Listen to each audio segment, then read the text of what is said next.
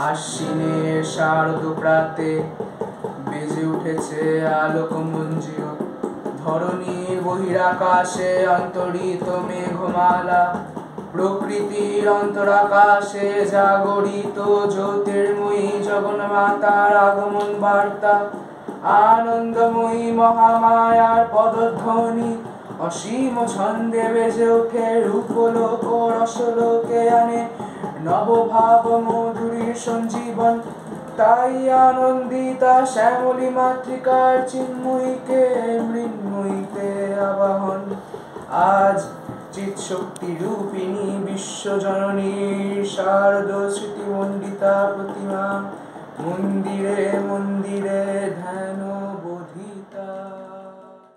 Thank you.